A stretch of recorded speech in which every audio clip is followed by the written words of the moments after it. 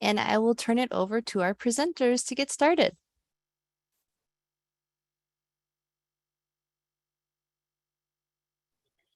Hello, welcome. Good afternoon. We are so excited to see everybody here. I know there are quite a bit of people here. We were really excited to see how many people turned up, and we were very excited. And we're very eager to share our presentation with you. Before we do start, I would like to ask that you please keep in mind that we are all very new to presenting at such a large conference and for such a long period of time. So we ask for your graciousness if we make a mistake or two. So first off, we just wanted to give a quick presentation overview over what we'll be talking about and when. So first we'll start with an introduction to our team, who we are, and our group. Then we'll talk about more of an introduction to ELDES itself, what it is, who it's for, and why we created it. Then we'll talk about the curriculum, and we'll have more of a broad overview. We'll talk about more specific unit details and go more into materials. Then we'll talk more specifically about North Star and ELDES in a comparison, and then talking about using them both. Then we'll go more into a reflectionary discussion about our project and what we learned, what we did. We'll talk about the future prospects of ELDES. And then we'll end it off with giving you information about how to contact us and how to submit your interest and let us know that you'd like to be part of this or check out our materials. And then we will have time for questions. So please feel free to add your questions in the chat as we go, but please note that we won't be taking or answering questions until after we've completed the presentation. Thank you. And then a quick introduction to who we are. I'll start us off. My name is Grayson Betts. I use he, him, his pronouns. I currently serve at Lindale Neighborhood Association. I'm originally from an island off the west coast of Alaska. I graduated from Carleton with a physics degree and have been with CTEP ever since. Ethan, take it away. Yes, thank you, Grayson. Thank you, Megan. My name is Ethan Fogel, and I'm CTEP serving currently at Interfaith Outreach Community Partners in Plymouth. This is my first year of CTEP, and I go by he, him, his. I graduated from the University of Minnesota with a Bachelor of Arts in Theater, and I am super excited to be here, Grace. Hi, my name is Grace Murky Malone. I use she, her, hers pronouns. I at the Harmony Learning Center, and I'm actually born and raised in Minnesota, and this is my first experience with education in general, and I'm looking forward to expanding on that. Hi, my name is Shelby Gunderson. I use she, her, hers pronouns. I serve at Project for Pride and Living through AmeriCorps this year. I'm originally from northern Minnesota, and I have a degree, I have an associate's degree from a local community college.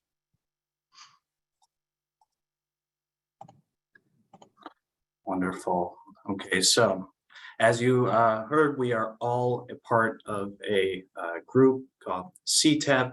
CTEP stands for Community Technology Empowerment Program, and CTEP is a branch of a larger program known as AmeriCorps, and the goal of CTEP is to bridge the digital divide in the metro area by offering technology tutoring services to the people of Plymouth to increase their hireability, give them job search skills, help them meet education goals, and a lot of other really amazing things. Moving on here, this presentation today is a culmination of our group project. It's known as a civic engagement project, and it's a required project done by all CTEPs during their service year. As you can see, just to give you a general idea of the project timeline, We have, back in September, we pitched the project, and we brought forth all these different ideas of ways we could help the community in relation to technology. And then we created sort of an action plan after we had assigned roles and been assigned to groups. After that, in January, we began doing outreach to various local ABE sites, and we utilized our host connections, our host site connections to do that. And we also wanted to connect with other cohort members. And in April, that's when we really started to get down and plan out our curriculum. So we set some standards for our curriculum with some using some education resources. We decided on what units in our course would consist of, and then we honed in with some research. And from July onwards, our goal has been to receive feedback on what we've created between April and July. And that involves presenting our project at DigiDays, which is a technology and digital literacy sort of convention. And of course here at the ABE Summer Institute for all you guys. Awesome. So now that you know a bit about us, our project, and our goals, we'd like to know just a bit more about you guys. So, and in relation to the challenges that you as teachers face in the classroom with digital literacy. So first question here, there should be a poll, I believe that would show up, is, there you go, is do you include digital literacy in your curriculum? And so go ahead, you can answer that question. And then an optional part is please type in, if so, what works, what doesn't, what challenges have you been facing in the realm of digital literacy? So I have launched the poll, but it appears people are having trouble. Oh, We saw it for a sec. Okay, so let me just try again. awesome, thank you. Can't see it. No poll. Susan WB, I know you're here. Yeah, I don't know. There's almost like you Let me opened try it and then closed it relaunch. right away because it was there. Oh, there it is. Okay, relaunch. Apparently you There. can relaunch a poll. So Right, now we're getting some responses. wonderful. Thank you guys for bearing with us there. Great, getting a lot of yes. A lot of folks are utilizing digital literacy. Fantastic. Lower level learners have tough time using technology.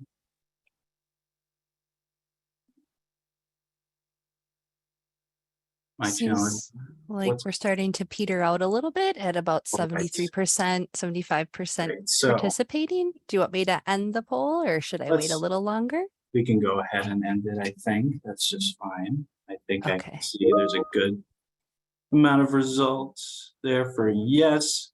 So a very common topic in classrooms, digital literacy, trying to assist with digital literacy. I think as educators, it seems many of us can relate with that and the challenges that come with that. Thank you, guys. And so now really getting into our project, ELDES. ELDES is an acronym, once again, standing for English Learner Digital Essential Skills. And why did we choose this name? Well, first and foremost, we thought we wanted a name that was catchy and sounded good to us. And we liked the way that the acronym created a nice name for us there. In the field of ABE, we're very familiar with acronyms, so nothing new there. We wanted to keep the meaning of our project straightforward. This is digital essential skills for English learners. But we also wanted to keep the meaning of digital essential skills somewhat open-ended for anyone who might take on the role of helping us to build this project because, as many of us are likely aware, the concept of digital essential skills is a concept that is difficult to define. So we kept that somewhat open-ended and titled it.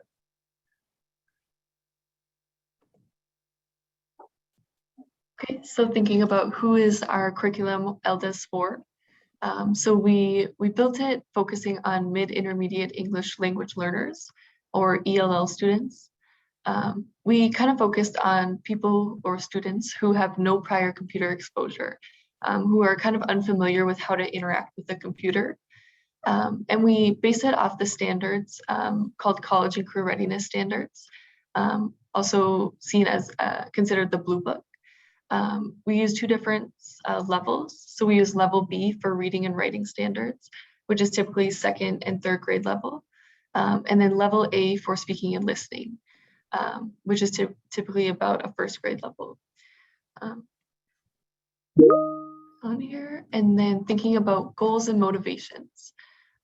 So although our goals shifted as the project progressed based on capacity and kind of we started to learn new things, the motivation kind of stayed the same throughout.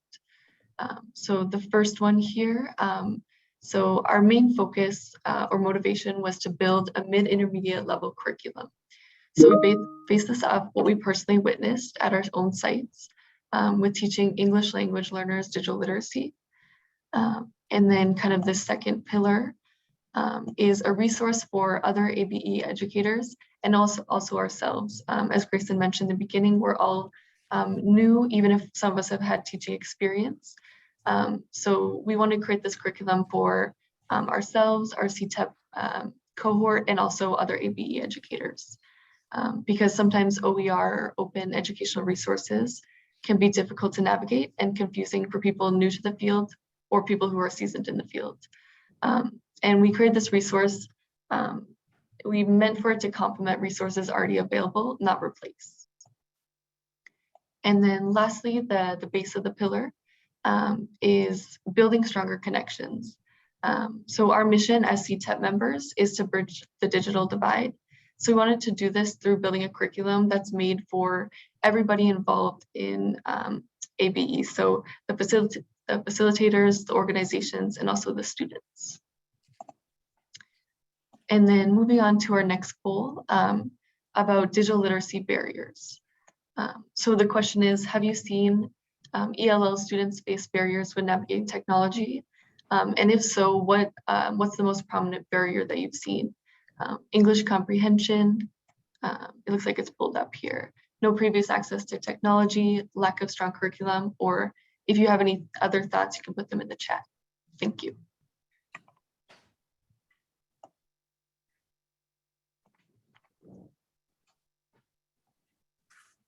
And just a note on the poll, sometimes people don't realize they have to scroll down in that window to answer the second question and then click on submit.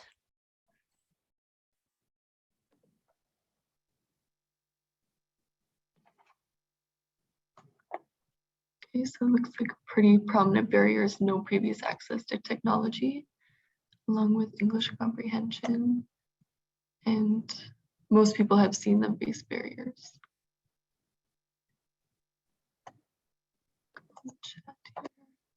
A lack of access.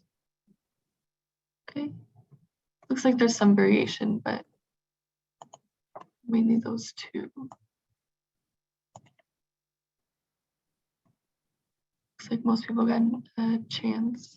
So I'm gonna end this poll here.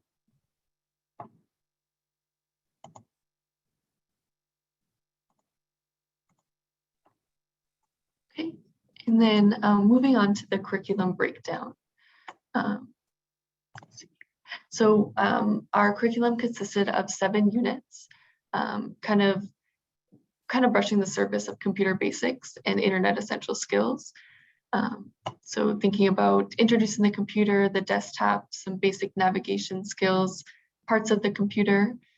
Each unit consists of about 2 to 4 lessons, and each lesson or each unit is meant to be a standalone.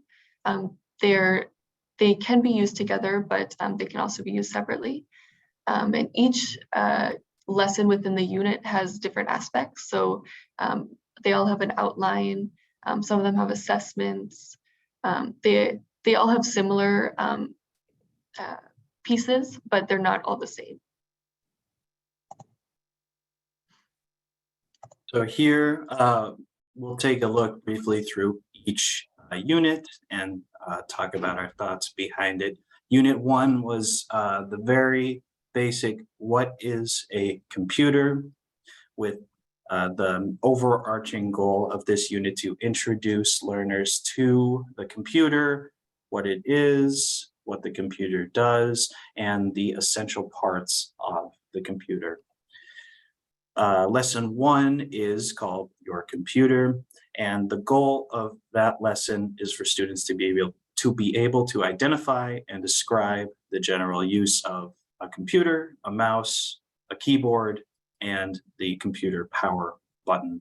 And this unit is quite full of vocabulary in order to help students to come to understand the various terms. Now, the end objective of that unit is that students would learn the basic definition and function of a computer, along with the essential components of that computer. Lesson 2 is sort of the culmination of the knowledge that they learned from lesson 1. The goal of it is for students to be able to log into their computer using their knowledge of turning on a computer and utilizing the mouse and keyboard to log in successfully in sort of a practical assessment style.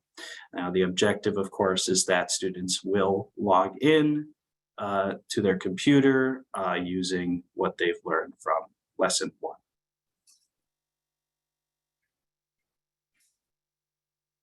Okay, and then next unit 2 is covering the desktop. So over on the right here is an example of one of the slides, kind of using that as accessibility, black background and red outlines. So this unit consists of 3 lessons. The first being the desktop names and places, being able to identify different parts of the desktop and common icons. So kind of understanding the name and where they are. Lesson 2, functions. So now that you know the names and places, what do those things do? So understand the desktop as a home place, and also what are the main functions of the desktop. And then number 3 is desktop navigation. So identifying some of those things that you learned the name of, but how do you navigate to them? Being able to identify and open. So it kind of covers all 3 aspects of the desktop. So, let's see here.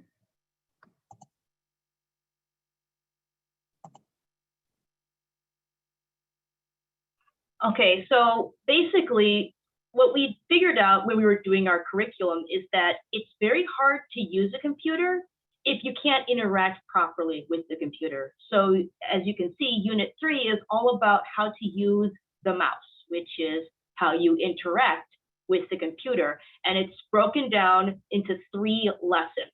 The first lesson is just going over what the mouse is, what it does. It lets you point at the screen and get the computer's attention and tell the computer, hey, see this thing? I want you to look at this thing. This is what I'm interested in right now.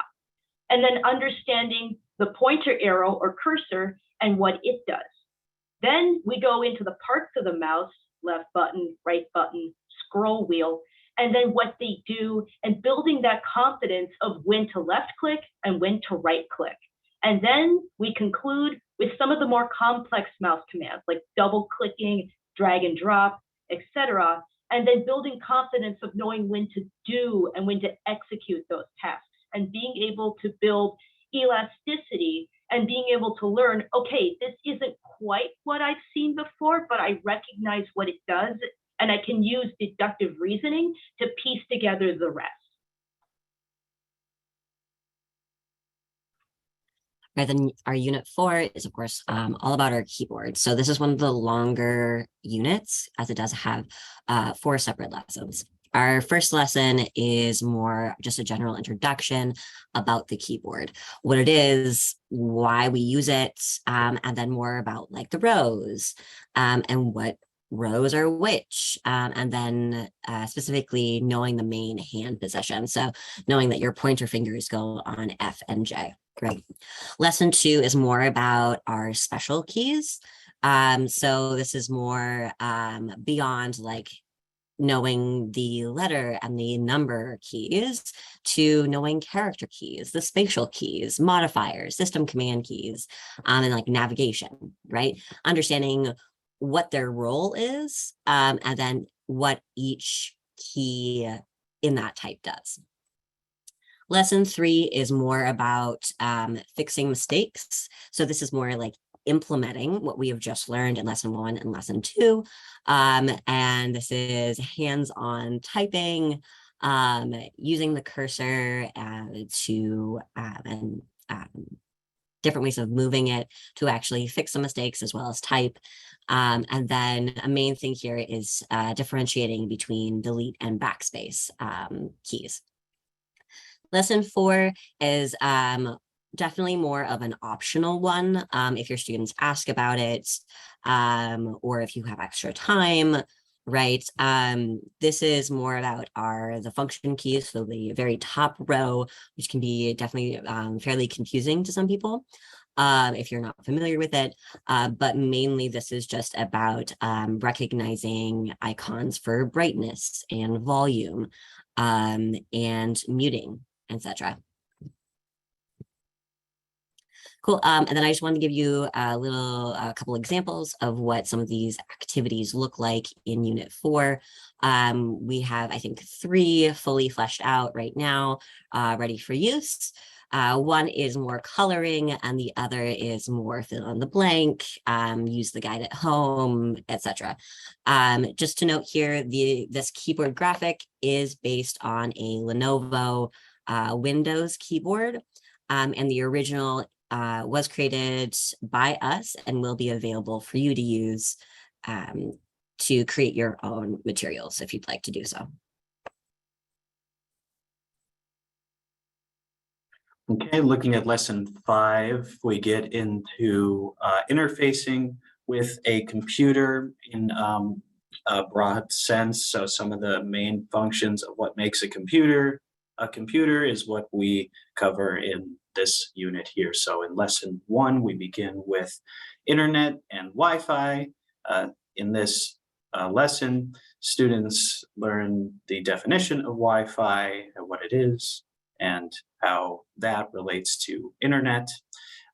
And the goal of this lesson is that students will learn to successfully connect to a Wi-Fi network on their computer. They understand that this is my computer when I'm not on Wi-Fi. This is my computer when I am on Wi-Fi. Lesson 2 has to do with another major part of using a phone, computer in general, is apps. Now, the main goal of this lesson is that students find and open an app successfully and then are able to close that app. Simply getting students familiar with the idea of what is an app. And as is much of the philosophy throughout almost all the course material, we learn as we do. And practice makes perfect. That's philosophy there. In lesson 3, we get into another important aspect of computers, which is folders and files. Students will learn the differences between these two and, of course, how they interact with each other, how folders, how files can be saved inside of folders, and how to create folders, of course. Now, in this lesson, the main test is students using the Paint app to create anything, saving it, and then putting that saved file into a created folder. And you can see in the materials section over here, there's some familiar symbols like the Wi-Fi symbol. This is to, this symbol use is used throughout the course to illustrate very commonly used symbols like Wi-Fi.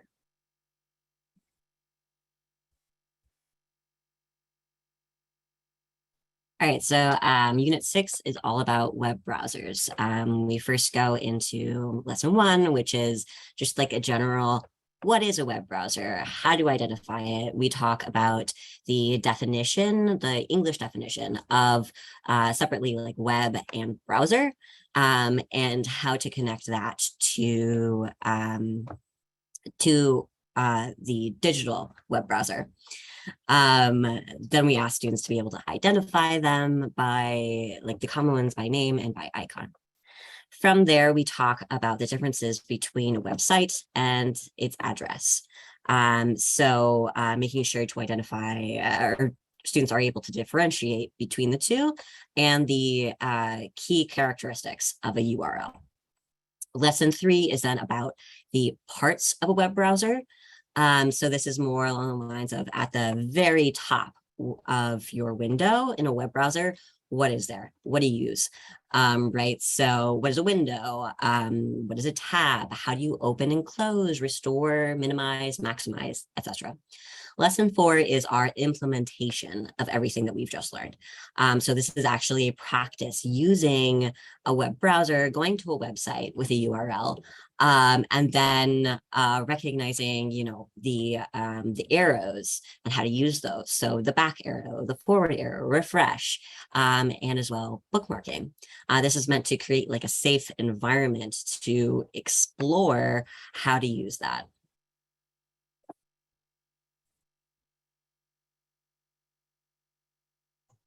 Okay, and then lastly, Unit 7, Internet Navigation and Safety. So this one has 4 different lessons, kind of walking through. So lesson 1 is what is an account? So this one consists of a lot of analogies, comparing it to a bank account, kind of relating it to something that students have in their everyday life that can relate to an online account. And then next is signing in. So kind of knowing the difference between signing in and signing up, being able, having to be connected to the internet in a web browser to be able to sign in. Some of the different parts of what do you need to be able to sign in, like the username and the password, and what are those things. Lesson 3, search engines. So in previous lessons and in this one as well, we kind of covered a web address, but if you don't have the web address, how do you find information on the internet or on a computer? And then lesson 4 is internet safety. So students will be able to recognize advertisements and things like ways to prevent scams or spam on the internet. And then up here on the upper right-hand corner are a couple examples from the slides from this unit, using really clear-cut icons that are kind of universal to Windows computers.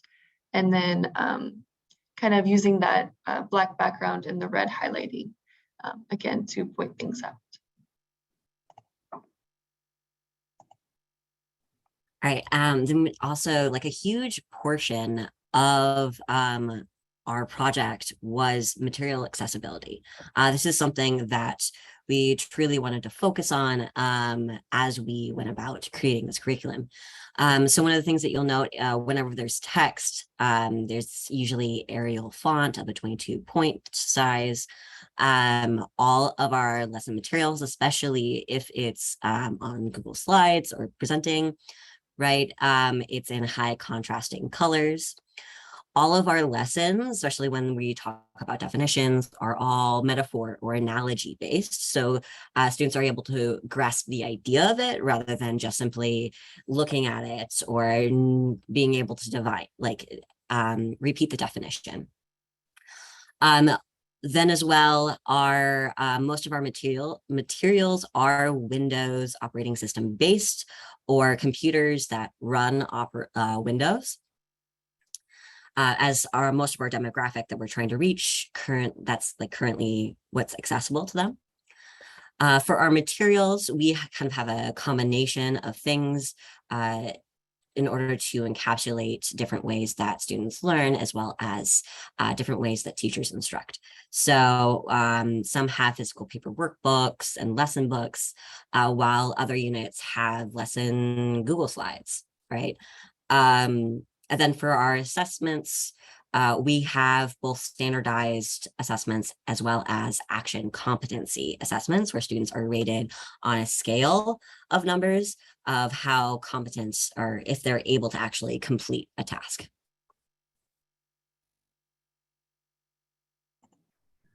Okay, and then thinking about what's the difference between ELDES and North Star. So ELDES is meant to be a precursor or used to supplement the first two North Star modules. Those first two being basic computer skills and internet basics. So North Star states on in their website manual that the lessons were written to support adult learners at an intermediate English reading comprehension ability or higher. This reading ability also required to complete the North Star digital literacy assessments. So we saw people struggle with this at our sites.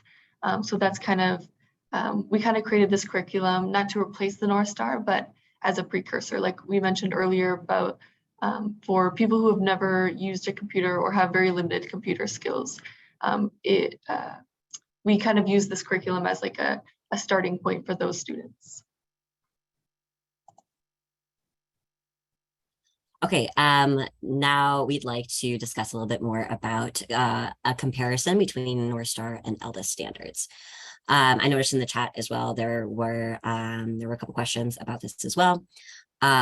So in creating ELDES at the very start of our process, what we did is we went through the two basic North Star assessments or modules, internet and computer.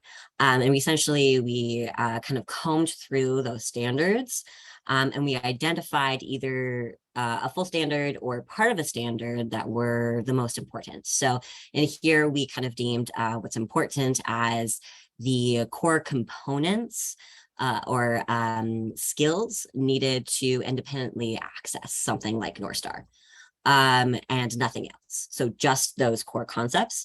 And then we took those components and either went more in depth or expanded the topic. So for example, you see here on the left is one of the standards that we highlighted, right? One of the components. This is from the North Star Computer Basics module. This is identifying a mouse pointer shapes and its functions that they represent. And then for ELDES, this is highlighted in Unit 3, which is our mouse unit. And some of our standards are to identify a mouse and its function, right? Its physical function, and then to recognize a pointer arrow and a cursor, and then identify the different cursor outfits when you hover, right? So it goes much more in depth. And here is one of our analogies for that last standard there in our analogy of how the cursor uses different outfits to tell you different things, right? And so students should be able to identify what those outfits are and what they're trying to tell you. So now we're not saying that North Star is bad. It's a very good curriculum that was put together with a lot of good ideas in mind. The problem is that students who don't have a very strong grasp on English will struggle with the material. And if they're never used a computer before, they may struggle even just to access the curriculum itself, never mind complete it. So we designed ELDES to provide a safety net, if you will, to provide additional help and resources for students that may not be at that intermediate English level yet, or might just need the additional help even if they are. Some students, they speak good English, but the terminology for computers can confuse them and they just need a little extra help, and that's okay. And that's where ELDES itself comes in. So we started out focusing on English second language students. And along the way, we kind of observed that, you know, you might have started out speaking the English language, but you might still struggle with some of the terminology, some of the comprehension. So we decided, let's expand, let's broaden this lesson plan out and make sure that we're catering to anyone that might need it, not just ESL students. So we switched gears And the terminology, the acronyms, all of the stuff that we used, we jumped gears and said, okay, if you are learning English, we'll take you. We'll take you in, we'll give you material that works for you, and then you can complete it, and then you can get those valuable skills.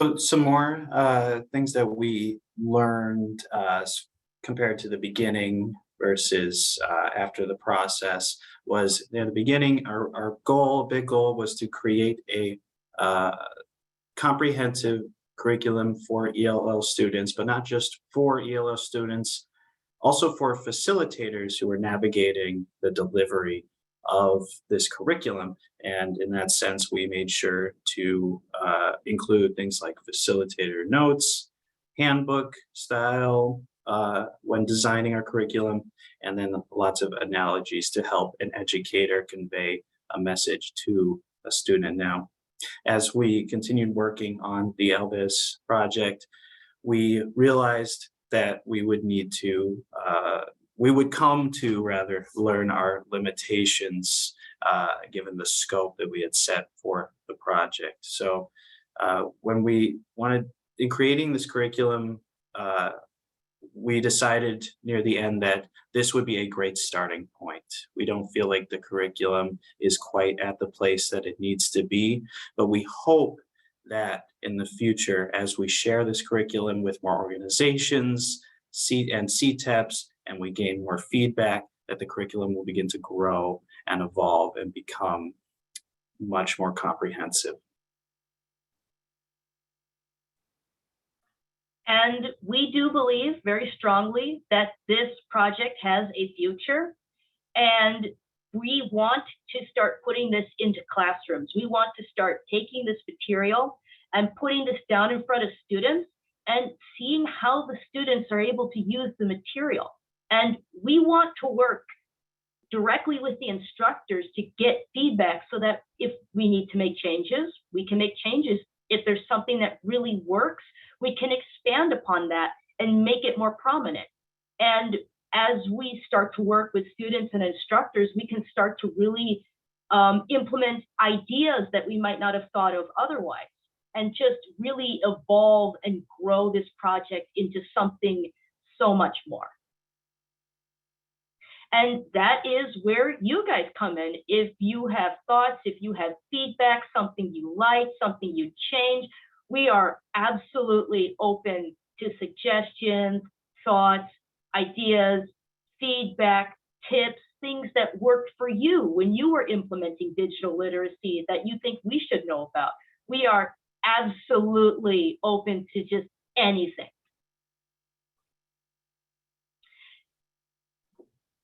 And then we did as well want to leave you guys with this. So we want to make sure that you have access to keeping in contact with us. On the left here, you'll see that there's a QR code. This will send you directly to a Google form that will be, that's our interest Google form. So fill that out, let us know who you are, your email address, how to contact you, so we can get you access to that curriculum. Because right now it's not accessible to the general public. So we do want to make sure that you can still, get access to this. Our email is there as well. It's eldescurriculum@gmail.com. I will put the form link in the chat just in case that you guys aren't able to access that with the QR code. Feel free to email us to access our materials for beta testing. And as well, if you have any questions that we don't cover here, please reach out. Feel free to. And again, thank you all so much for coming to our presentation. We really, truly appreciate all the thoughts, all the feedback, all the poll questions. You guys have been so awesome. And just again, thank you. And this is the part where we take any questions that you might have. And again, once again, thank you all so much.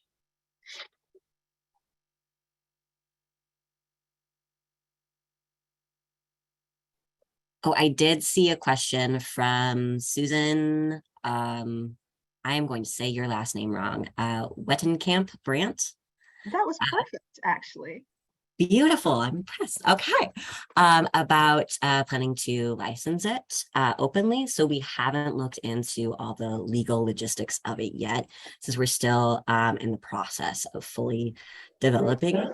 But that's definitely something that we will be exploring in the coming year.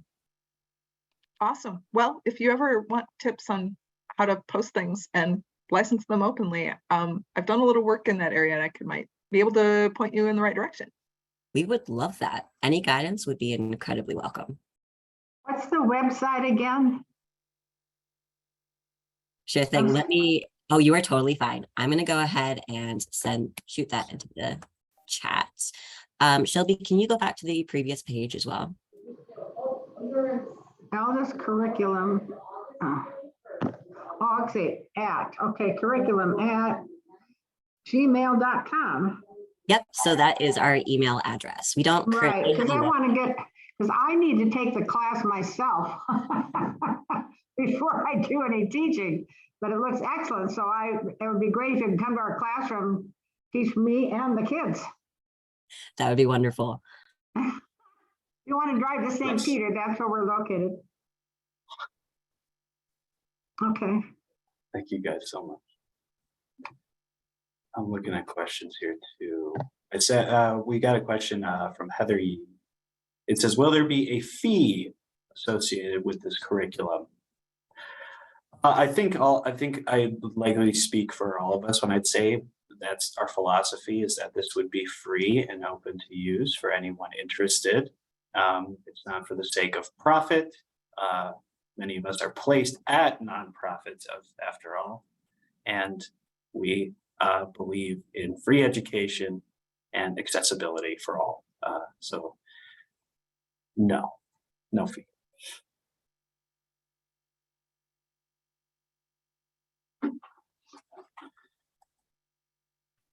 All right, any last questions?